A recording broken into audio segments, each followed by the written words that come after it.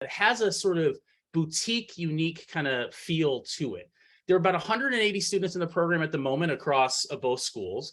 And that's, sounds like a big number, but that's across, 4 years of study at 2 different institutions. And so what it means is that it's actually a relatively small family that exists between these 2 schools.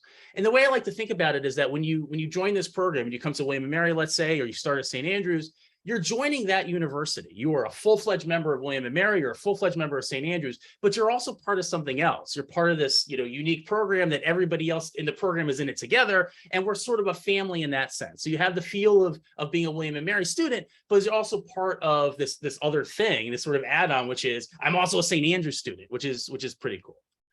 Okay, so the peer advisors talked about their path. What does this mean, ABBA, ABAB? Basically, the way that the program is structured is that you're going to spend 2 years at both places, and where you start basically determines where you will spend your second year. So if you start at William & Mary, you will go to St. Andrews your second year. If you start at St. Andrews, you'll come to William & Mary your second year. When you get to your third year, you have a choice. So if you're at St. Andrews in your second year and you want to stay at St. Andrews, then you're going to be doing the ABBA model. If you're at St. Andrews in your second year and you want to come back to William & Mary for your third year, that's ABAB. And so it's up to you. You don't have to decide this today. You don't have to decide this when you apply. You basically don't have to decide this until you're sometime in your second year, where we'll send you a survey and say, hey, do you think you want to come back to William & Mary? Do you want to stay at St. Andrews, or what do you want to do? And we can talk in the Q&A about some of the pros and cons that students have experienced over the years with both of these different structures. I think it's fair to say that they both offer different possibilities, and they have sort of advantages and disadvantages, and we can talk about all those things. But at the end of the day, you have a choice between how you spend your 4 years. One thing you cannot do, and we get this question sometimes, can I do AABB or BBAA? No. And the reason for that is actually kind of interesting. At William & Mary, we have a progression. So you have, freshman, sophomore, junior, senior, and that's a kind of normal thing. And there's not a whole lot of differentiation between year 2 and year 3. So sometimes as a sophomore, you'll take classes with a bunch of juniors in them. Sometimes as a junior, you're taking classes with sophomores in it. There's a lot of sort of intermingling between years. In the UK system, and at St. Andrews in particular, they have something called the difference between sub-honors and honors, which is basically a way of saying years 1 and 2 are very distinct from years 3 and 4. And when this program was put together, it was incredibly important to everybody that you got to experience both of those experiences. So if you were only to spend the first 2 years at William & Mary and then the second 2 years at St. Andrews, you wouldn't get sub-honors, you'd only be in honors, and vice versa if you only did the sub-honors and honors at St. Andrews. So part of the reason we have this structure is that you get to experience not just both universities, but the distinction in the UK system between the sub-honors and honors, which actually I think is really important, and the peer advisors can talk a little bit about that. So how do we make this work, right? This is a complicated program. You're going back and forth, and there's all kinds of things that are happening. And so what are we doing to make sure that your students are successful? Well, the first thing is that we have a great deal of support from major advisors. Major advisors are faculty members at both institutions that are handpicked, who know the ins and outs of the programs. They know all the rules, they know all the regulations, but most importantly, they're familiar with the differences between institutions. And so, for example, if you study history, you're going to have a major advisor at William & Mary who not only knows William & Mary really well, but can also anticipate and expect what's going to happen when you go to St. Andrews, the types of courses you're going to be taking there, the things that you're going to be exposed to, and so on. So having these major advisors who are intimately connected to the program, I think, is really important. One of the things you'll notice if you do the program is that these major advisors tend to show up at lots of events, right? So we have social events as part of this, and we'll talk about, and the major advisors go and they have fun with us, and we have dinners and we have receptions and things like that. They're really a part of the program. This isn't to say if you come to William & Mary and don't do the program, you're not going to have a good relationship with your advisor, but it's something of a unique relationship precisely because you're declaring your major early, and the major advisors know you from day one. The minute you walk into Williamsburg, it actually happens, frankly, over the summer before you even get here, because you're in contact with your major advisor then. They get to know you really well because it's important and it's necessary to be successful in this program. It's also the case that these major advisors are available to you regardless of where you are. So it's not like, you come to William & Mary and you do the ABBA model, and it's like, okay, see you in 3 years. It doesn't really work that way. If you're over at St. Andrews and you're a sophomore or a junior, and you have a question about a requirement, you have a question about a course you should take or shouldn't take, or you're doing a minor and you don't really know how to make that work, your major advisor is available to you. Now, obviously, it's not as easy as going and knocking on the office door, but a Zoom call like we're doing now or email, all of that stuff is available. I think that's also helpful because it gives you a sense of sort of being solid, right? You have the solid support system that's available to you if anything should go wrong. And obviously, I'm here to make sure that nothing goes wrong, number one, but also if something does go wrong, you could always come to me, and I'm here, to wherever you're in Scotland, in Virginia, doesn't really matter. I'm always available. Lastly, in order to make this program work for students, one of the things that we'll do is we'll pre-register you into courses that you need for your major, and also in certain cases, language courses to make sure you're meeting all the language requirements. And we do that precisely because if you're going to be at William & Mary for year one and you go to St. Andrews for 2 years, you might not have an opportunity to take a class when you come back that you need, right? And so to make this all work, we're going to pre-register you for classes, which means that for a lot of your classes, you're not going to have to compete with other students for seats, that we're going to get you into the classes you need because we know that you need them. And frankly, you're not going to have the opportunity to take those classes because you're going to be in St. Andrews, and so therefore you need the classes. And so that's one of the nice things about this too, is that you get sort of preferential treatment with respect to seats in classes that oftentimes students are kind of fighting for.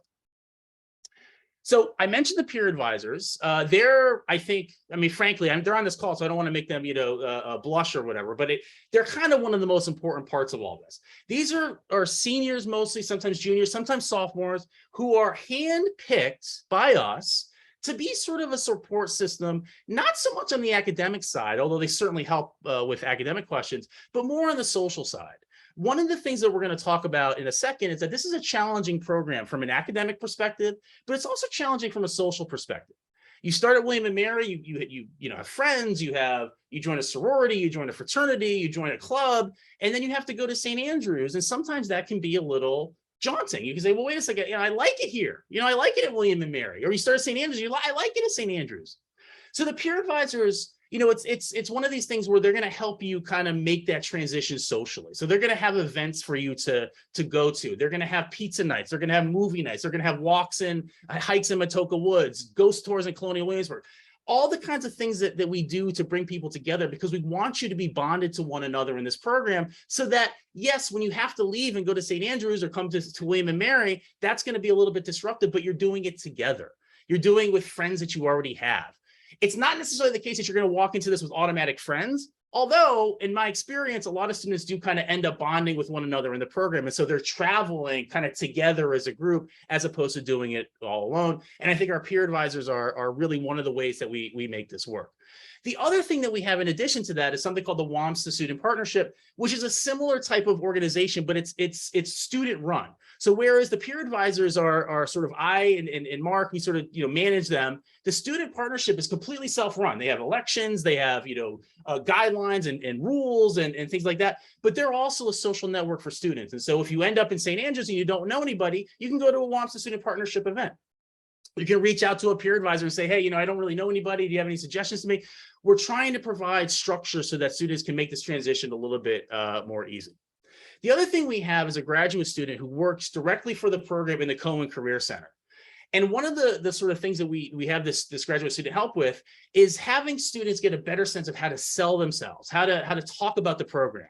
Because this is a unique program, sometimes when people are talking to potential employers or graduate schools, they're not really sure how to talk about it. They're like, oh yeah, I'm at 2 schools, 1 degree. It can be a little confusing. And so the graduate fellow in the Cohen Career Center helps students in this program identify internship opportunities, identify job opportunities, looks at CVs, looks at resumes, but most importantly, I think gives you a sort of toolkit about how to talk about this unique program that might sound kind of foreign to people who aren't familiar with it. The other thing we do to kind of have fun is lots of different social events, right? So I sort of referenced these before, but we have barbecues and we have receptions and things like that. You are entering a unique situation in the sense that it's a unique program, but it's also a unique social situation. We're going to have a dinner on Saturday night for all the first years and second years that are coming here for the first time. And that's a magical time because I get to see everybody. They get to see one another over food. We can talk to one another and get to know each other. And that's kind of a special event that ties the family aspect of this all together. So you're joining something that's both academic, but very much a social thing as well. The other thing I'll mention is that in addition to the content that we have in this presentation, in addition to our website, which I highly recommend you take a look at, 99% of your questions will be answered on our website because we've done a good job, I think, of basically taking the questions that people tend to ask over time and making sure that we have the answers on there. But in addition to that, we also have Facebook groups that I would recommend you take a look at. One of them is for current students, one of them is for families. We try to provide as many ways of communicating with both students and families in the program as possible. And if any questions or concerns arise, we're available through many different channels, not just phone or email, but also through social media. A couple of last points, and I talk a lot. It's one of my things. I get excited when I do PowerPoint presentations. That's part of being an academic, at least some academics. A couple last points. One of the things that people sometimes think is, well, if I'm part of this weird sort of unique program, does that mean that I'm going to be looked at differently? Am I really a full William & Mary student if I do this program? And my response is always the same. Students are full members of the school that they are attending. So when students enter this program, let's say you start on the William & Mary side, you're a William & Mary student. So you should join a fraternity or sorority if that's what you do. You should play a sport if that's what you do. You should get internships and things, research opportunities on campus. All of that type of stuff is available to you. It's just that when you go to St. Andrews, you're going to do the same thing over there. You're going to be a full-fledged member of St. Andrews. For example, sometimes people ask us, where do students in the first years, where do they live? Do you have a dorm for the St. Andrews program? And the answer is no, we don't. And the reason we don't is because we wanted students to be integrated with everybody else on campus. We want you to come to William & Mary and make friends with folks that are not in the program. When you go to St. Andrews, we want you to be able to have a roommate from London or from Uganda or from wherever, not necessarily somebody who's also in this program. And so I think that's an indication of what we're trying to do. We want to make sure that you're getting the best experience from both places. And part of that means feeling like you're a full-fledged member of each school that you're actually attending. So to that end, there are internship opportunities, there are research opportunities, there's the Washington, D.C. Center at William & Mary. All of these types of things are available to you. The being in the program does not exclude you from many things at all. There are a couple of exceptions. So for example, if you're like a star varsity football player, it's going to be tricky to do this program because the coach of the football team is going to want you to be at William & Mary for 4 years. If for some reason you're a great golfer and you're like, St. Andrews is great because they have golf over there, which they do, it might be difficult to be on the golf team, the varsity golf team at William & Mary and at St. Andrews. But club-wise and things like that, definitely possible, right? So there are a couple of exceptions. And if you have specific questions about this, let me know. Mostly around sports. But for virtually everything else, you're full-fledged members of both universities.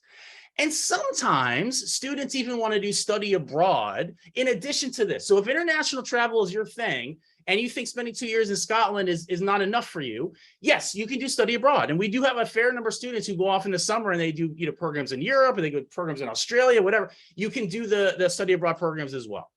So it really is sort of this program that's within this broader structure of two universities where you're a full member of both universities. The other question I think that sometimes comes up, and people say, what is, and I'm going to get a little philosophical here, but like, what is the point of going to two different schools, right? And you can imagine, like, if you're like a biology major, let's say, and you're studying cells. I know nothing about biology, so this might be a bad analogy, but if you're studying cells in Williamsburg, Virginia, it's kind of unlikely that you're going to be studying cells differently in Scotland, right? Because cells are cells, and the way that you study cells is kind of the same, right? So one of the things that makes this program unique and interesting is that the majors that we have, the curriculum that we have, it's not like we just threw a bunch of classes together and we say, okay, here's a classics major, here's an international relations major. This actually often represents two very distinct intellectual traditions. I'm an international relations person, so I can talk a little bit about this if you want, and I could go on and on about this. But for example, in the United States, international relations is viewed very much as a social science. It's heavily social scientific in the sense of using data, creating hypotheses, testing hypotheses like you would test physics or whatever. In Scotland and in Europe kind of more generally, but especially the UK, they're a little bit more skeptical that you can study human behavior from a scientific perspective. A little less likely to sort of derive testable hypotheses that you go out and test with gathering lots of data. They tend to be more historical, more theoretical, more interpretive. And so one of the unique things is that if you do this program, In international relations, let's say, you're going to get exposed at William & Mary to the social scientific way of doing international relations. And then you're going to go to Scotland and they're going to say, we got a whole different way of even thinking about international relations. And so you're going to get both. Now, it's not to say if you come to William & Mary and you do international, I'm part of the international relations program at William & Mary. I like the way that we do it in the United States, but I also understand the way they do it in Scotland. And I think that makes a lot of sense over there as well. So it's not like you're going to necessarily be at a deficient situation if you only studied at William & Mary or you only studied at St. Andrews. Doing both, though, I think gives you a new perspective. And that is true in all of these majors. So it's not like these are just like studying cells the same way in both places. It just happens to be that you're in the UK. The very way that you think about these subjects, approach these subjects, and study these subjects is often different. And getting to experience that, I think, is really interesting. Often I have students in my classes, they're like, Professor Holmes, this is great. You're brilliant, all that kind of stuff. And then they go to Scotland and they say, huh, interesting. A little different over there. Like, I'm not so sure now if what you told me is actually true. And I love that. That's great. Because that's the point of all this. Because you're actually getting both perspectives. So when I said that this is challenging, I mentioned already the social part, and that is challenging. You have to get on a plane, leave friends, and get situated in a new place. That's tough. I'm not going to lie, it's hard. But we do things that support you. But it's also challenging academically because you start at a place, you say, oh, okay, this is how they do it here. This is how they write papers. This is what exams are like. I get it. And then you go to the other place and it's like, well, things are a little different. And you're going to have to navigate that. You're going to have to manage that. And sometimes students struggle with that. Sometimes they come to William & Mary, let's say from St. Andrews, and it's like, what is this? This is a whole new system I got to learn. This is a whole way of assessing me that I'm not used to. There's quizzes here. Quizzes? I didn't take quizzes at St. Andrews. That's true. But when you get through it and you're graduating, we just had graduation a couple of months ago at St. Andrews and here, you talk to these students, they're so happy that they stuck with it. They're so happy that they met that challenge because they're better for it, because they were able to overcome the challenge of learning these two systems. And by the way, I think employers and graduate schools appreciate that as well. So I think that helps you ultimately. So it helps you yourself, your own personal enrichment, but I think it also helps you in the outside world. And then lastly, I will say, we have strong alumni networks. Bennett, who's on this call, has actually been one of the people that's been really sort of pushing this. This program's been around for about a decade. And so we have more and more alumni out in the world doing super interesting things, PhD programs, consulting, investment bank, all kinds of different stuff in London and New York and San Francisco. And the longer this program sort of, is around, we're going to get more and more alumni. And those are folks that you can connect to. So the family part, it doesn't really end when you graduate. You're going to get the JDP family in the alumni sense as well. And we're going to have you come back for homecoming, and we're going to, continue our conversations. And by the way, you also have alumni connections through regular good old William & Mary and regular good old University of St. Andrews. So that's going to help you as well. That'll help you in your career. That'll help you in the program itself. That'll help you get a sense of what you might want to do with your life once you graduated. I think that's all good. So my point is, and I will stop here, this is a very rewarding program. It's very challenging. It's going to be difficult. But I think that precisely because it's difficult, you're going to find it very rewarding. And most students who do the program end up, they have their down moments and they're like, I don't know about this. And then you see them at graduation and they're absolutely thrilled with the program. So I'm gonna stop there. I want to turn it over to actually Q&A, basically. Let's hear your questions. Let's talk to the peer advisors. And again, if I can help in any way, feel free to let me know. Thank you, guys. Thank you. Thank you so much, Marcus. If everyone could turn on their cameras, I'm going to go ahead and say some of our questions out loud that have been posed to us. And starting with the first one, this one is directed to our student panelists. So the first question says, how connected do you feel as a student to the William & Mary students on campus being gone for 2 years? So can you all speak to that a bit? I can speak to that. I'm currently an orientation aide, so I'm actually in training right now for orientation that starts tomorrow. So personally, the way that I have found myself to connect back to William & Mary after being in St. Andrews for 2 years has been through orientation, seeing my friends, my old hallmates that I was friends with my freshman year. And it is different. I'm not gonna lie. It is difficult to reacclimate and readjust to William Mary life, William Mary culture, but the friendships are still there and those haven't gone away just because we've been gone for 2 years.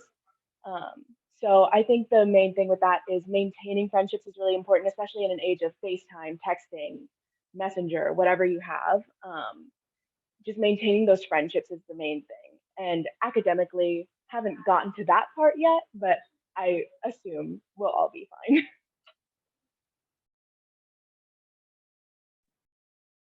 Thank you. And then this kind of goes along with that question, but our next question asks, is it difficult readjusting back to William & Mary after being away for 2 years? Yeah, so I can take that one. I feel like any transition back and forth is going to be difficult, and we've been gone for 2 years, but I feel like it's kind of like re-entering something that you had from a past life. So as soon as you get the wheels turning, it starts to feel more normal and it starts to feel more at home.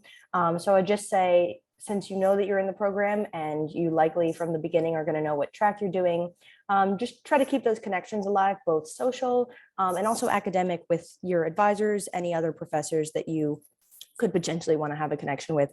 So then when you're back, you can ease into it as quickly as possible.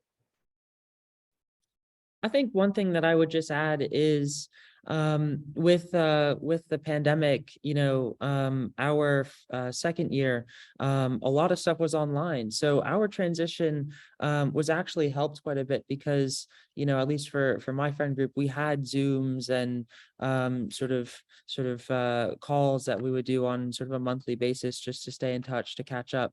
And the nice thing about that is a lot of them continued that, even though I was the only one Zooming in last year. And so, we found ways to make that distance gap work. And of course, I'm back.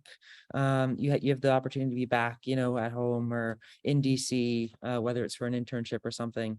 And you're always meeting up with people. A lot of students do study abroad at St. Andrews too, who are just full-time William & Mary students, and they'll spend a semester there. So you can kind of reconnect then. So there's a lot of different ways you can get creative with it to stay in touch with everyone. I want to build off what Bennett was saying about the pandemic stuff, because I joined the university in 2020 and I started in St. Andrews. So I had an entirely online second semester. I haven't been back there for a full year, but I live in London, so I've gone back a few times just to see friends, and it's basically like nothing's happened. It's a little weird in that you miss out on like one or two inside jokes, but socially it's fine. Academically, coming to William & Mary, it's a very different system, but you get used to it fairly quickly. And I remember I had to ask my peer advisor quite a few times, like literally how to write things that weren't essays, because I don't know if it was the same for you guys, but at least within IR, I got a lot of stuff over here that wasn't just straight 2,000 word essays for the semester. Thank you. Thank you all. And someone asked just if we can explain what the ABBA track is. So basically, for those listening, your home institution, the one that you apply to and you're admitted to. So if you apply to the joint degree program through St. Andrews, or excuse me, I'm going to use William & Mary as an example. So if you apply to the joint degree program through William & Mary, William & Mary would be your home institution, and that is designated as A. Your home institution is A. The other institution is B. So the ABBA track, for instance, could mean William & Mary, St. Andrews, William & Mary, or the ABAB is William & Mary, St. Andrews, William & Mary, St. Andrews. So that is that question. And then we have another question asking, do you have any tips for the essay? I think that can certainly be directed to Marcus and I as we review your joint degree program applications. When I get asked this, I always say that, certainly be yourself and share your experiences and really share that interest or passion for the joint degree program. Let us know that you know what it means, that it's at 2 years at each institution. And we want to know that you understand that you're entering that major you're applying into. It is the only program at William & Mary where you're applying directly into that major. And we need to know that you know that about the program. Feel free to mention if you've been abroad or have an interest in going abroad. Certainly if you have visited William Mary's campus or St. Andrews campus or both, that is always helpful to know as well. But I'll pass it to Marcus to share his tips as well. Oh, Caroline, I think that's great information. I mean, from my perspective, I want to get a sense of who you are, because I want to sort of figure out if I think the program's going to work for you and you're going to be successful, right? Because one of the things that after you've done this for a little bit of time, you sort of realize that for some students in particular, like this is a great opportunity. Because they're like sort of internationally focused, they really, like, travel's really important to them. They have specific reasons why they want to do this program. And those are the ones just kind of like jump off the page. You know, I can kind of see like, okay, this is why this student really wants to do the program. And then sometimes other essays, which aren't quite as good, you know, they're talking about the program in very general terms. It's almost like they're just copying from our website. You know, yes, the program, you spent 2 years at both places, but like, and that's fine. Like, that gets the job done in the sense that you're telling me that you did some research, but I want to know the why. I want to know why this is, and in addition to just sort of saying like platitudes, you know, it's a very interesting experience, but like, give me a little bit more than that. You know, tell me why personally for you, this is going to be something that you want to do, that you find rewarding. And then my last bit of advice is, you know, feel free to take some risks. You know, this doesn't have to be an essay where you're just kind of following this formula where you're, you know, we ask specific questions, but it doesn't have to just be answers to those questions. You can be a little creative. And you can imagine from my perspective, and we're reading a bunch of these things, the more interesting and creative you are, the more likely it's gonna catch our attention, right? So be yourself, take it seriously, be creative, take some risks. I don't think that's bad, and show us that you really wanna do this. That would be my advice. Great. And then our next question pertains to, does the joint degree basically have gen ed requirements? So do joint degree program students still take gen ed requirements? So for those who understand a little bit about William Mary, you do have those call curriculum classes that all students have to take, and joint degree program students do take those classes to give you that breadth that William and Mary has to offer, but you're not required to take all call classes that typical William Mary students have to take. But I'll let others jump in if they'd like to kind of delve into that a little bit more.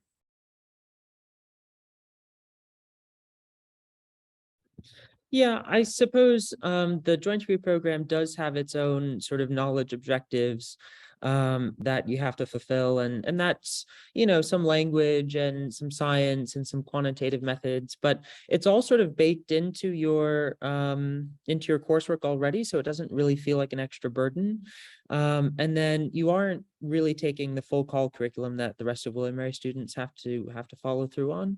I think there's really just the seminar class, but that's usually a fantastic, you know, probably one of your best courses you ever take at William Mary. So it's not at all a burden, and you're really just sticking to your major and your requirements for your major.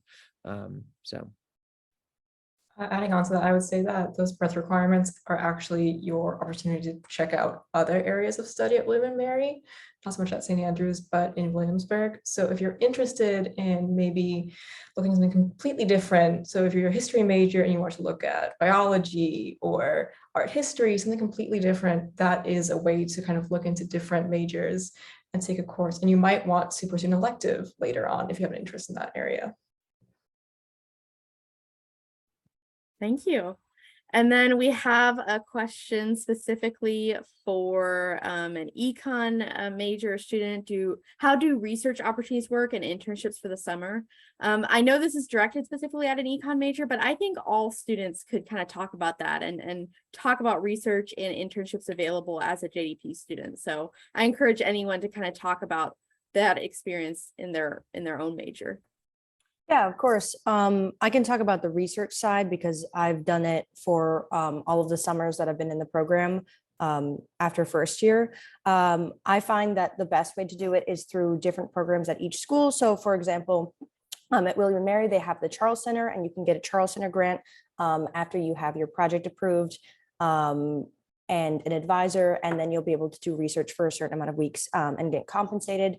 And then at St. Andrews, there's a few programs and schemes that you can apply to that have almost the same kind of basis, in which you'll get an advisor, a topic, and then funding for a certain amount of research in a time span of weeks. So the one at St. Andrews is called Laidlaw, and you can find that on their website. whereas William and Mary is called Charles Center. And they both have a very similar opportunity to just fine tune your research skills and kind of get the summer research opportunity. Just jumping off, I think this program was actually sort of one of the reasons why I took this program is because I knew I wanted to intern at Embassy London, and you know, the whole focus on sort of going between the US and the UK, and sort of living in the UK for 2 years, in addition to sort of the US education and perspective, and all that balancing act, and getting the courses on sort of European politics, you know, in Europe, or you know, really diving into what each university is able to specialize in. That was a big reason, and it did set me up to get that internship at Embassy London with their economics section. And even though I'm not an econ major, this past summer I interned at the Treasury. So that sort of should give you a feel of what an econ or IR major could sort of end up doing. Just on the research point, I did want to just point out that the you know, each university has sort of their strengths, both in research and other avenues. And at William and Mary, you definitely should check out the Global Research Institute and all of the work that they do, because through the GRI, you have there's a very high percentage of students who get research through the GRI through all 4 years.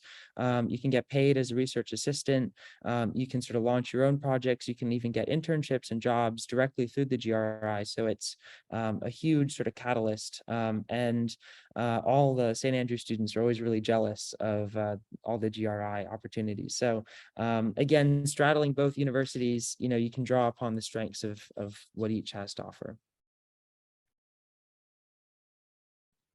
Thank you. And it looks like we have quite a few questions asking about the number of students that apply every year and our acceptance rate into the program. So we don't have some of those numbers just available even just at the top of our heads, but I will say it is a competitive program. And basically the way the process works is when you are completing your William & Mary application, and then you also complete the joint degree program application, as you're completing your William & Mary application, you have to add that onto it. You first have to be admitted to William & Mary on our side before we even see your joint degree program application. So you can absolutely be admitted to William & Mary and not the joint degree program, but you can't be admitted to the joint degree program if you are not admitted to William & Mary. And then just in terms of numbers, you know, we try to have about 30 to 40 students total on each side each year. So about 30, I'd say, around that number, with about 5 students per major. Now, that being said, international relations is the most popular major, so it tends to be over 5 each year. But that just gives you kind of that numbers information on our side. And then I did get a question about whether a student can apply to the JDP through William & Mary and also through St. Andrews. So just to clear that up, you cannot apply to the joint degree program or the BA International Honors Program is what it's called on the St. Andrews side. You cannot apply to it through both universities. You have to select one university to apply to it. Now, that being said, you can certainly apply to both universities for their general programs. You can certainly just apply to William & Mary and just apply to St. Andrews. But for the joint degree program, you have to select one. So you can certainly apply to both universities for their general programs and choose one for the joint degree program. So you're submitting kind of 3 applications there. But I just want to make sure to clear that up, that you cannot apply to the program through both universities. You have to select one. So the next question is asking, so you said years 1 to 2 are very different than 3 to 4. I know Professor Holmes mentioned that about kind of that St. Andrews and that Scottish education system. So this person is asking, in what ways is it different? So if people want to jump in there, can you talk about that academic side of the program?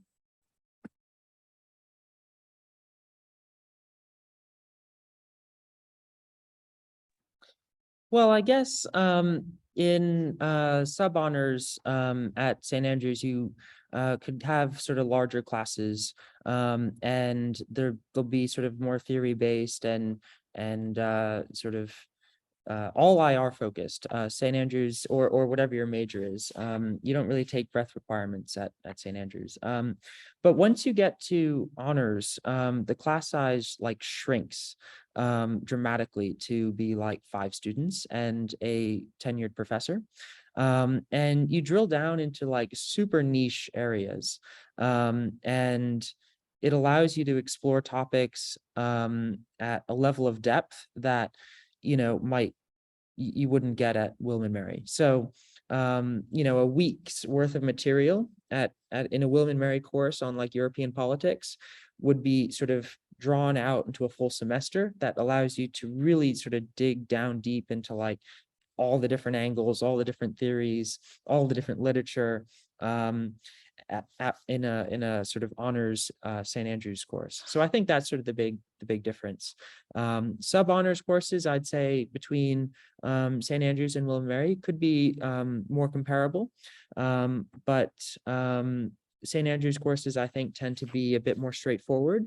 If it's international relations, they will teach you sort of the basics of international relations, whereas at William & Mary, you can get a bit more creative and have courses on just sort of a lot of different things connected to international relations. So. And then we have quite a few students and people tuning in asking kind of that switch between schools and how that affects your social life and friendships. And then I also want to throw this question out there about why did US students choose the ABBA track or ABAB track? We have a lot of questions about why that choice and how you went about choosing that. Yeah, so I can definitely touch on this. The reason that I chose the ABBA track was primarily for my social life and that I wouldn't have to continuously move back and forth from school to school. So starting at William & Mary, moving to St. Andrews, that's already a big transition. And transitioning back to William & Mary, in my opinion, for myself, was just a bit more challenging than I would have liked it to be. And I wanted to establish roots and really be able to delve into St. Andrews culture. And I ended up having leadership positions in various clubs that I might not have had the opportunity to have had at William & Mary since I wouldn't have been back since freshman year, and because of COVID, because COVID hit in the second semester of our freshman year. So everything was a little bit more jumbled. But the main reason that I decided to do ABBA was for my social life so that I could stay with my friends at St. Andrews. Now, that's not saying that I didn't have friends at William & Mary that I wanted to see, but I felt that it was more advantageous for me to stay there to maintain those social connections. And the switch is hard, but it is manageable. It's, again, just keeping communication.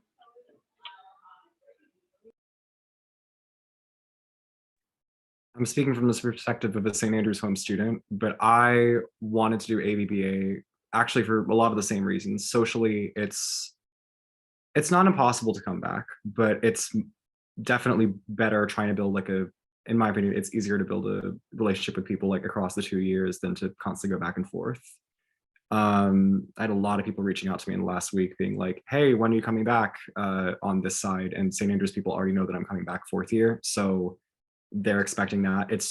It works well socially, but I picked ABBA in my case because I also wanted to write a dissertation, which I realize sounds insane, but also I thought it'd be fun.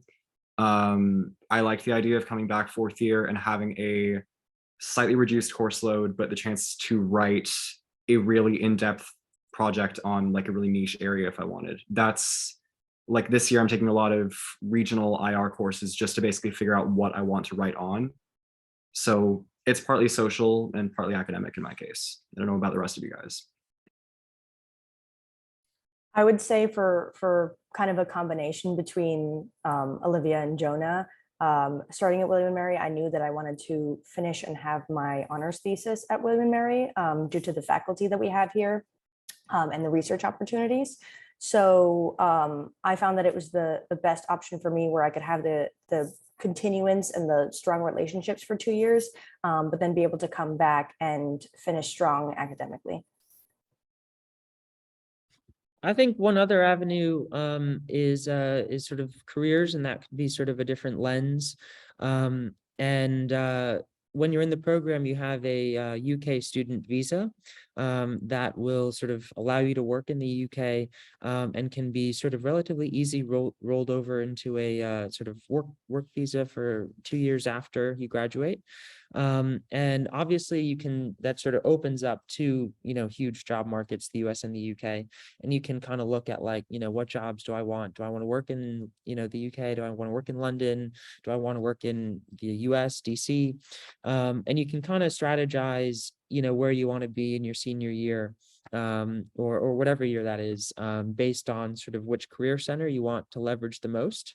So if you're like, my dream is to work in London, maybe you would want to finish your studies in St. Andrews and leverage the St. Andrews connections to London.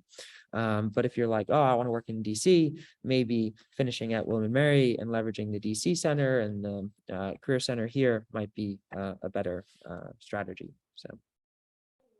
Jumping off that though, I do want to say that if you do finish at William and Mary and you want to, like me, live in London and work in London, you are not restricted and you still have access to all the career services at St. Andrews at any time.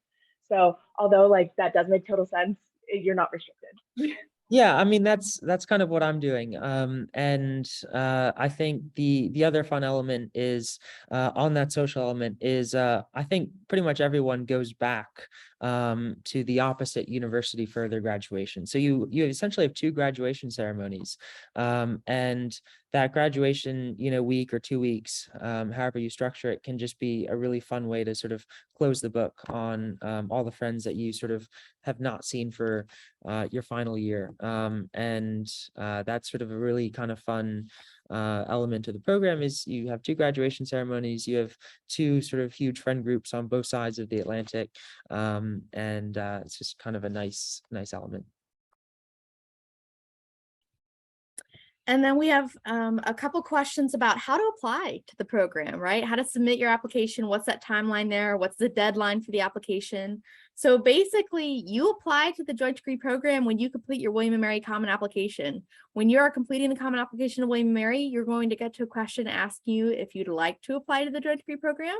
If you check mark that saying yes, you would, it will open up an essay prompt. That essay is the application to the program. It's going to be about 1,500 to 2,000 words. So it is quite an essay, but it's going to ask you 2 major questions. It's going to ask you why you want to do the program and why that particular major. So you need to complete that essay, submit it with your Common Application to William & Mary. In terms of deadline, so William & Mary has 3 different deadlines for the application. We have early decision 1 due November 1st, early decision 2 due January 1st, and regular decision due January 1st. Now, early decision 1 and early decision 2 are binding agreements with William & Mary, not the joint degree program. So even if you complete the Common Application to William & Mary and complete the joint degree program essay, you are still saying, okay, JDP is my first choice. If I get admitted to the JDP, I want to consider that. But I am making a binding commitment to William & Mary that if I'm admitted to William & Mary, I will attend William & Mary for 4 years. Now, if you also get accepted to the JDP, you can consider that and still say, oh, okay, I want to do the JDP, but you're still doing that binding contract to William & Mary. Certainly, you could still apply regular decision to William & Mary. That's not binding, and you can complete that JDP application, that essay. Now, in terms of those deadlines, I recommend completing that JDP essay to submit with your application because you can't then add on your essay to the Common App if you apply early decision 1. This applies to that. But if you apply early decision 1 to William & Mary and still want to submit that essay later, you can always send it to me to add your application, but you want to get everything in by that January 1st deadline.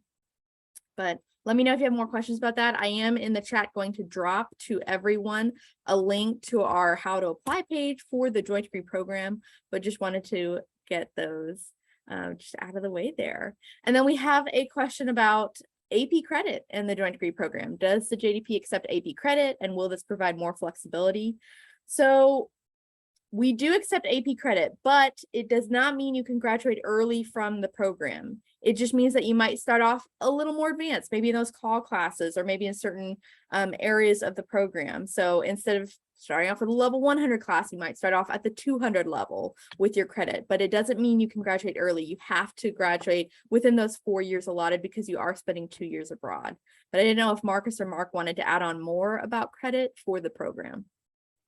No, it's one of these areas where the UK system and the US system are just very different, and AP credits in the UK are just different. They handle them much differently than we do in the United States. So you will get out of, for example, the general ed requirements, what we call breadth requirements, if you take like an AP bio class or math class or something like that. The key though is that, and when Caroline says you can't graduate early, we won't give you the actual credit for the class. So in other words, you don't get 3 credits of William & Mary credit towards your degree, the 120 credits that you need to graduate, but you will get credit in the sense that we saw that you passed this test, you got a 4 or 5, whatever the case is. And so therefore we will allow you to not have to take a particular breadth requirement. So it's one of these areas where language is kind of tricky. So they count in one sense, but they're not going to count towards the number of credits that you need for the 120. I think in general, they do help students though, because it is one of these areas where, if you're not a big science person and you took an AP class that gets you the science requirement, that's a good thing, because that means you don't have to take one and you can take something else. But they're just not going to help you in the sense that you can graduate in 3 years or 4 years or something like that. And by the way, the same thing is true of IB. So it's AP credit, any type of test that William & Mary normally accepts. There's a chart on the website that you can go take a look at. If William & Mary says that the AP test would normally give you this class credit, what we'll do is we'll just say, okay, well, does that class get you out of any of the breadth requirements? If so, then you're out of that breadth requirement, and then you just won't get the credit for it. But it's like you're getting credit for it anyway. So it's a little confusing, but that's basically how it works.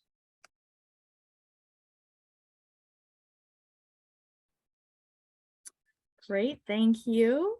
And then we have students asking about what JDP students go on to do afterward and kind of just leading into those careers. We have students asking about grad school versus careers. So can panelists speak to kind of whether students kind of go on to grad school or into the job market?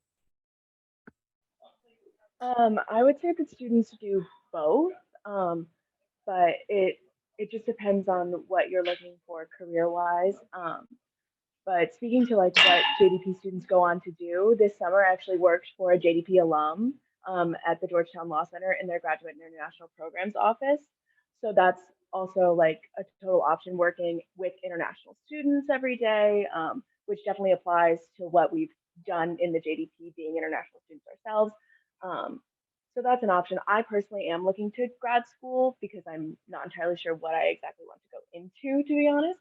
But I think that there's just a plethora of things you can do with the program, and there's really no limit, and you can go to grad school or careers, whatever you choose. And I bet Bennett can talk more on this.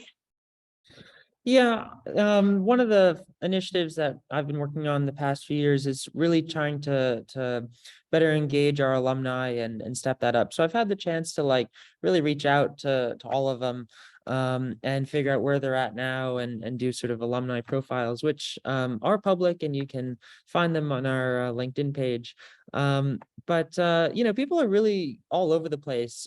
People are in consulting, they're in government, they're at other UK universities studying, law or, international relations, government, economics, whatever. They're at US universities. Some people have really gone far abroad too, as well. And it's really, it's a self-selected program, right? So those who apply are usually the people who really are very interested in international work and being abroad and traveling and being really engaged in sort of the world, beyond just sort of where you grew up or sort of where you're born. So it's a very interesting group, and it's kind of fun to see where everyone ends up several years out. And I would just add, Bennett, that this is one of the hardest questions I have trouble answering. So like Dave, for admitted students, oftentimes, parents and family members will say, well, what do the graduates do? And I don't want to be flip about it, but they do everything. I mean, it just runs the gamut, because this is there's 6 majors in this program. So this is drawing students that are interested in lots of different things. The students tend to be very international. And so like the outcomes are just all over the map, literally and figuratively. And so it's a very difficult question to answer, except to say I'm always impressed with, when I graduation, talking to students, like, what are you doing next? Oh, I'm going to Georgetown Law, or I'm going to, work for whatever, Citigroup. I mean, it's amazing. And so I've been very pleased to see our students do so well. And I think, I don't want to beat this, too much, but I think one of the reasons is that increasingly word is kind of getting out about this program among, graduate schools and employers, but also I think that people who are doing the hiring and doing the selection of, graduate school admissions and things appreciate what this program offers, which is a rigorous, challenging academic and social endeavor. And they know that when students come out, successfully out of the program, that they're kind of special. So I think that's part of what's going on here. Thank you. And then we have questions about, well, actually, I'm going to share this question because I think this one is really important for our panelists to share. What is the most valuable thing you have taken away from the program during your time in it?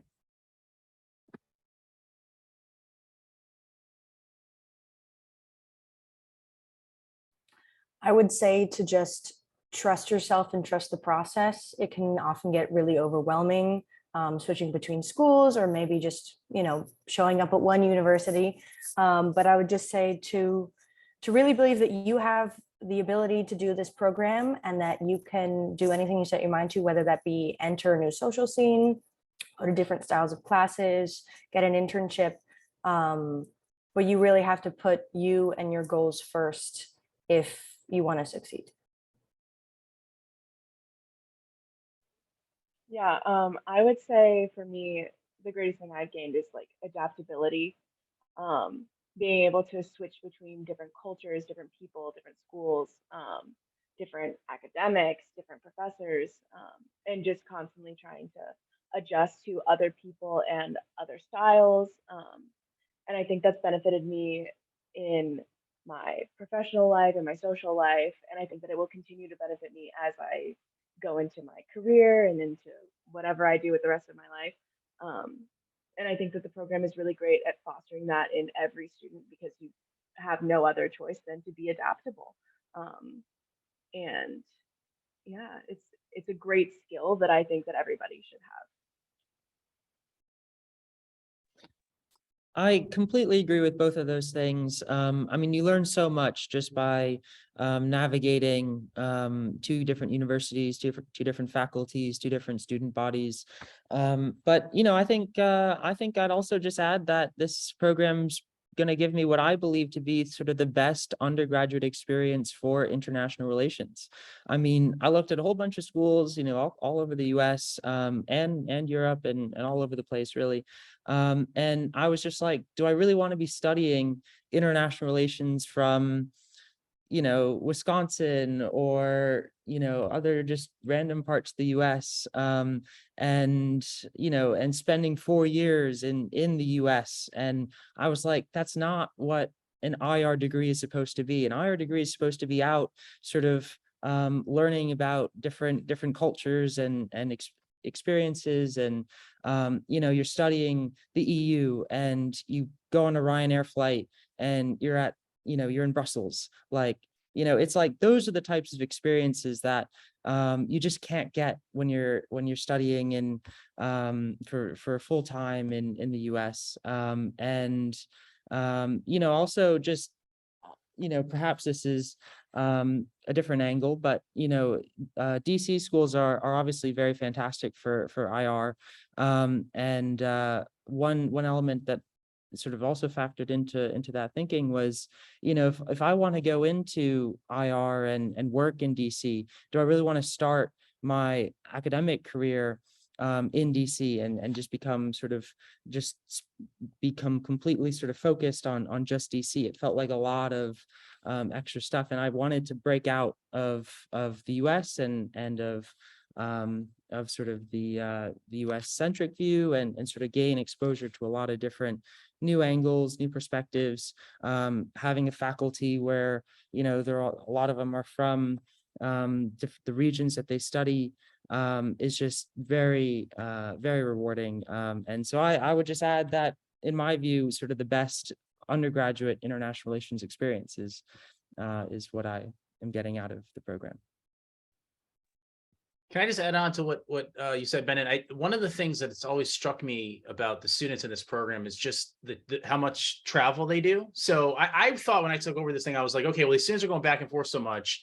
Because you could travel back for holidays, Thanksgiving, winter break, etc. I thought, okay, they're going to stay in Scotland. Maybe they'll go Isle of Skye or something like that. I am amazed when I go just to St. Andrews and talking to the students, they're like, oh yeah, I was in Bratislava last weekend and I'm going to, Moldova. I mean, that was before the Ukraine situation, but like, lots of different places. And I'm just like, wow, this is unbelievable. And it makes sense because St. Andrews is, like an hour from Edinburgh. You have these cheap flights on Ryanair. The train system in Europe is fantastic. Buses are ubiquitous, and so it makes complete sense to students with this, but just like the amount of travel to me is now, Williamsburg, you can go places too. DC is not that far and Virginia Beach is lovely, but this is a different type of travel that students do when they're in St. Andrews. And I think to me that also speaks to like the fact that students in this program often try to squeeze as much out of it. And I love that. I love the fact that they join like 100 different clubs and they're going to, to Eastern Europe every week. And to me, that's just great because that's showing me that like, you're not just sitting in your dorm room or your accommodations or whatever, reading, which is, you should do that from time to time, but you're traveling, you're out there, you're taking advantage of the geography. It's that part to me is great as well. Thank you. Thank you all for sharing that perspective. And I know a couple people have to leave our session early. Our session does go until 6:30, but for those that have to leave early, we're going to try to put our emails in the chat. So feel free to go to the chat and check out the email addresses of our panelists today. And you can reach out with any questions that we were unable to answer, or if you think of more during this week, please feel free to reach out. We did get another question, actually a couple questions asking our students, what were your favorite and most challenging parts of the program? So if you could share your favorite parts and then your most challenging part of the program or your least favorite. I think the challenging one has always been the growing pains associated with the transition. Unfortunately, we made our transition during the pandemic, which sure had some good stuff with some of the connections at William and Mary, but overall it's pretty rough having to have both problems at the same time. But with that, I think once you go through a transition and you get past those growing pains, the most fun part is finally being able to call each university your home, having a really great set of friends at William and Mary, possibly a sorority or fraternity, at St. Andrews, an academic family, and being able to really know the people around you, your environment, your professors, any clubs, groups, societies, and feeling at home in your university in the years that you have at each of them. Yeah, I definitely also loved having community at each place and experiencing orientation here, becoming really close with my hall, being a freshman, having that really traditional freshman experience in the US, and then experiencing kind of a different but also related event in St. Andrews, kind of going through Raisin, which is something that you'll find really fun there, having academic families, joining clubs and societies. So I really loved kind of starting over again, even though it can be difficult. You got to experience everything again as a first year and have all the same experiences of their first years. That said, I found academic transition really difficult, especially in languages, because teaching styles are very different at St. Andrews. However, that will only make you a stronger student and more adaptable, and it gets easier as you go along in St. Andrews and at William and Mary. It's really a challenge that helps you progress as a student and become even better. I can't believe we're only just touching on like tradition stuff, but yeah, that's a huge deal and one of the reasons why I applied to this in the first place. There are so many fun things you can access as part of both. Academic families is brilliant. Maydip, Raisin, buy into all of that if you can, because it is super worth it. Last year, again, COVID second semester, literally couldn't do it in St. Andrews, but we held our own version through WaMStA partnership of the Maydip on this side of the Atlantic. Much warmer, just as fun. Hardest part, I'm with Anna on this. Academics and the different teaching styles are rough. It will hit you differently, especially if you're not used to US style stuff. I grew up in the UK, so really had to completely vibe check myself and get used to everything. But you get really good at navigating multiple systems, and now I feel like you could hit me with like 14 different assignment types. I'd probably be able to figure them out quite quickly.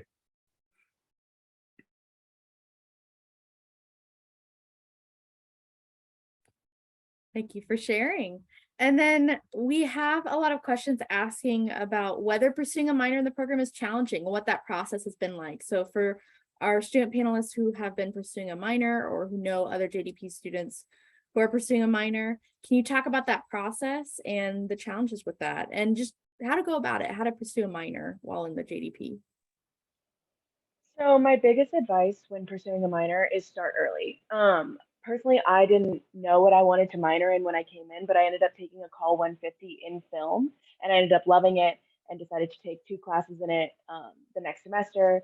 And then I took a class in it at St. Andrews and decided to minor in it. But I decided to minor in it that first semester when I took that call 150. And I think that if I hadn't have done that, then it would have been a lot more difficult coming back to William & Mary now to finish it out, because it's really difficult to fit in those minor classes at St. Andrews, since St. Andrews doesn't have as wide of a scope for you to take classes outside of your major.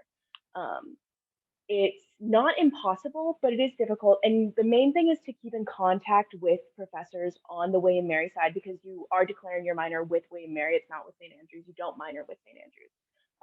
You minor with William & Mary. It's still on your degree. But anyways, the main thing is keep in contact with those professors so that you know that you are on track and that you can get your minor and say, these are the classes I'm taking or I'm anticipating on taking this semester. Can I count these towards my minor? Do these still work? Does this class that I've taken at St. Andrews apply to my minor, and things like that. And then this year for my senior year, I'm taking a couple more film classes, and then I'm done and I'm getting my minor. But my main thing is keep communication open and start early. So there's also a post from Sonia Kelly on the WaMStA Student Partnership blog about minors. Highly recommend it. I have used it myself. It has a lot of great information about it. So check that out. I would also add that some minors are pretty easy to get. So if you're an IR major, a lot of econ is already sort of built in. So the econ minor is relatively easy to get. And you know, there are pairings like that for each major that kind of line up. So if you're like, I need a minor, then there's some that are sort of easier to get than others. But I also saw another question about someone who had sort of a really big interest in science, but also wanted to major in history. And I would say that person was essentially me in first year. When I was applying for schools, I initially thought for a hot second I'd be doing engineering. And throughout all of high school, I was doing a lot of science research and was like, I need to do the science. And so I have a minor in environmental science policy, and that has allowed me to keep that interest alive. And that has been through William & Mary, and I've been able to take classes at St. Andrews because St. Andrews has a very good sustainable development program that have counted towards the minor. And you know, sometimes it is a bit awkward. So like coming back fourth year, I'm taking a course in wetland ecosystems. It's the first lab science course I've taken since high school, so that's going to be a bit fun. But I mean, it'll be manageable, and like you can work through it. And it's very feasible to keep sort of your interest in science and IR or history or whatever it is alive at the same time. And sometimes they intersect at really cool places like COP26, which was held in Glasgow this past year. And that was a train ride away from St. Andrews. So myself and a whole bunch of other St. Andrews people were down at COP26. And, you know, so a minor is a great sort of way to keep all your different interests in play. But, you know, certainly some are easier than others.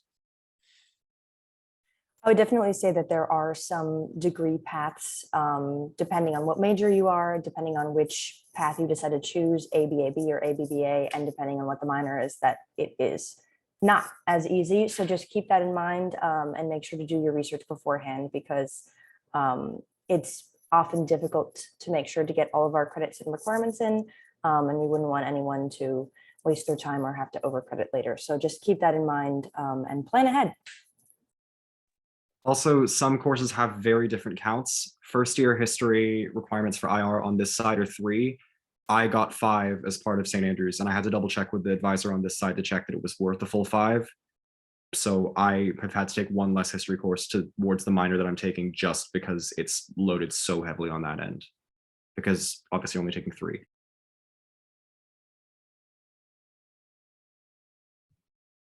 Okay, and we have had some people ask about whether applying to the joint degree program is a binding process. So if you apply to the JDP and you're admitted, you have to attend and you have to be a part of the JDP. That is not so. It is not a binding application. While we do have early decision 1 and 2 for William and Mary, there is no binding commitment to the JDP. So just so everyone is aware, when you apply to the JDP with your JDP essay, if you are admitted, you can learn more about it, kind of think about your different options, think about your different decisions that you have received, and then make your decision by that usually May 1st deadline when you have to choose your university or college. And then we had questions asking about tuition to the joint degree program and whether that is different for in-state versus out of state and all the questions related to that. We do have a website that is dedicated to the tuition of the JDP. So basically there is one set cost for the joint degree program for tuition and fees. That is the same for every student in the JDP, regardless of in-state or out of state. You can get a financial aid package though for the joint degree program. So you would get a separate financial aid package for William and Mary and then another financial aid package for the joint degree program. But I will drop in our chat the link to the tuition and financial aid page for the joint degree program. So please feel free to check out the chat for those helpful links. And then we had a question asking if you will have access to the recording of this session. Absolutely. I will be putting it online, hopefully by the end of this week, but also maybe early next week, but I'm going to try my best.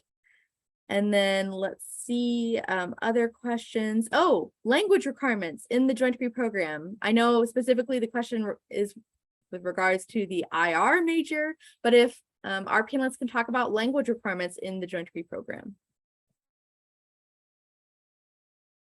So I believe for the majors that are film, IR, econ, and English, the language requirement is only to have kind of the high school requirement, or at least one language. So it's very basic, and you can see it like on the degree work. So it's just kind of having a language or 4 years of language from high school or college level language coming in. Obviously for classics, and Anna can speak more to this, of course, if you're on the language track, that is your major, so you do the languages. For history, we happen to be the only major in which we are required to take 4 consecutive semesters of the same language. So that means taking 2 semesters at your home institution, whether that be William and Mary or St. Andrews, and then the other way around. This does get a little tricky with us, considering that the 2 schools teach languages very differently and often have different credit counts. But once again, if you plan ahead, you will be able to meet your requirements and be able to continue with your degree as normal. Yeah, I would clarify that languages and classics definitely do have a language requirement. It's literally all we do. But if you want to look at classical studies and you're not interested in learning Greek or Latin, you can certainly look into our ancient history and archaeology program. That does not have a language requirement. So you can still get your classical studies degree from JDP without doing any Greek or Latin and simply focusing on archaeology and ancient history. Great. And we have some questions asking about the competitiveness of the program, how many students apply to it, how many students get in. While we don't have a breakdown of those numbers, I will say it is a competitive program. You first have to be admitted to William and Mary before you're even considered to the joint degree program. In the past, we've had well over a couple hundred applicants to the joint degree program alone, and that seems to be growing every year. So that just kind of gives you a general view of the numbers there. We did have a question asking for the 180 students distributed across the 6 majors. So I don't know those numbers at the top of my head. I'll allow Marcus to speak to that a little bit, but I will say IR is the most popular major. It tends to have the most students. Yeah, I don't have the exact numbers off the top of my head either, but international relations is definitely number 1. Econ and history are also very popular, so they're going to be probably the 2 most popular majors after that. And then it depends year to year, really, after that, what the cohorts look like. So as Caroline was saying, we try to aim for 5 students in each of the majors. Sometimes, in film studies, for example, we'll get 4, sometimes we'll get more than that, but it kind of depends. International relations, economics, and history always tend to be, very, very popular. And then film studies and English to a certain extent a little less so. So it kind of ebbs and flows, and it's hard to predict one year from year to year what the cohorts are going to look like in terms of the individual majors. But if you're interested in international relations, it's going to be a competitive process because that is, very much our most popular major, and increasingly economics is very, very popular as well.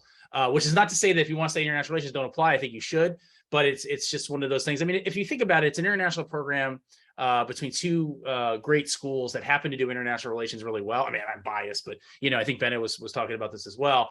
So it makes sense that international relations is very popular. It is every year our most popular in terms of applicants, and then in terms of the number of students who start also are biggest. And then we have a question asking if there is an advantage to applying to the program through William & Mary or applying to it through St. Andrews. I like to tell applicants it's basically up to you. How do you feel about it and where you want to start? Because again, you're going to start at your home institution, the one you apply to.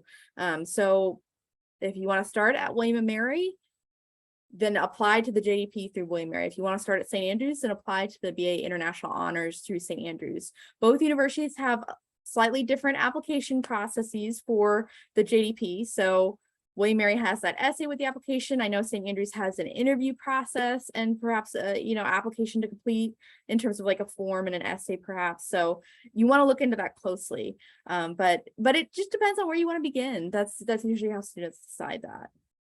If anyone wants to talk about the St. Andrews experience admissions, I'm happy to talk about it. It's separate from UCAS, I think, unless it's changed, but I'm happy to talk to anyone. And then we have questions asking about transferring into the joint degree program. If you decide to apply to William & Mary and then want to transfer into the JDP during your first year, you do have to basically let the director of the program know, Marcus Holmes, that you want to transfer into the program by March of your freshman year at William & Mary. It is competitive because it depends on how many spots are available in that major you're looking to apply into. But I'll let Marcus speak a little bit to that a little more. Yeah, I would say if you're interested in this program at all, I would apply when you submit your application, because transferring in is far from guaranteed. We typically have a number of students who are interested in transferring in because they have, maybe their roommates in the program, or they hear about the program and they didn't know about it when they were applying, and then they ask if they can get in. And unfortunately, the answer is often no, because we have these majors, like I was talking about before, we've hit our target of at least 5. So it's possible in some cases that you'll be able to transfer in, but I certainly wouldn't count on it. And it is a competitive process. The other thing about it also is that the other recommendation I would have in terms of transfer, because the program is so highly structured, oftentimes when students want to transfer in, it actually would become very difficult to get all the requirements done.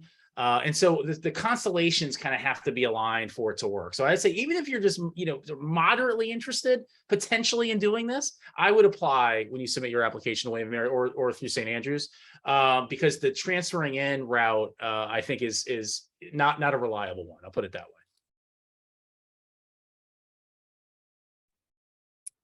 And then I know we're kind of down to the final minutes of our session here, but I do want to pose a question to our student panelists before we end. Any tips and advice you all want to share with these prospective high school students looking to apply into the joint degree program? Kind of thinking about your time back when you applied, can you share any tips or advice with them?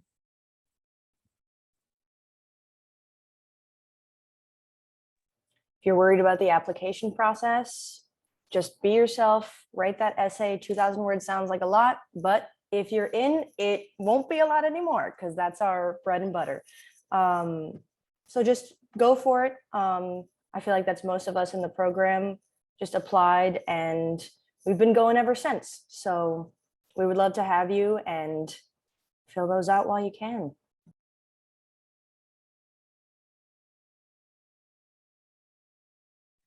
Have fun with it. Don't question yourself too much. It's an essay, like Siggy said, you're going to write a lot more. And yeah, just kind of be honest with yourself about what you want out of things and what you think the program will bring you. And if you like the idea of potentially having 1 or 2 visas and, just a lot of stamps, it's good fun. Yeah, I'd say just go for it. You genuinely nothing to lose, and everything to gain. So you might as well. And this program is hard, but it's fun, and I think it's worth it, and that's why I stuck with it. So just go for it. Don't second guess yourself. Don't doubt yourself. Um, just be yourself. That sounded so cliche, but I would say, think deeply about what you want out of your 4 years, what you want out of your degree, and what you want out of sort of your sort of learning experience. And if you're sort of like, I want to do something kind of untraditional, kind of different, really unique and truly international, then, totally just go for it and communicate that in your essay, and really show that you are sort of ready and eager to sort of be that international or global citizen, and just sort of navigating the transitions and all the challenges that come with it, because it is certainly worth it in the end. And so definitely pursue it if that's what you sort of want to do.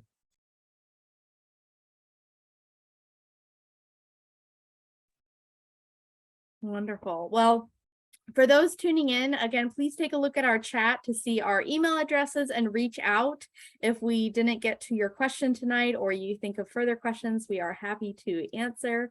But I just want to take a moment and thank all of our panelists today for joining us. It has been so wonderful speaking with you all and hearing about your experiences in the joint degree program. And I really appreciate you sharing those experiences with our prospective students. And please feel free to reach out to me, Caroline at wm.edu, with any questions about the admission process. And if you'd like to learn more about how you can prepare to apply to the JDP, please feel free to reach out. But thank you all and have a wonderful day. Have a wonderful evening, wherever you're tuning in from. Have a wonderful morning. But thank you. And thank you, our panelists. Bye.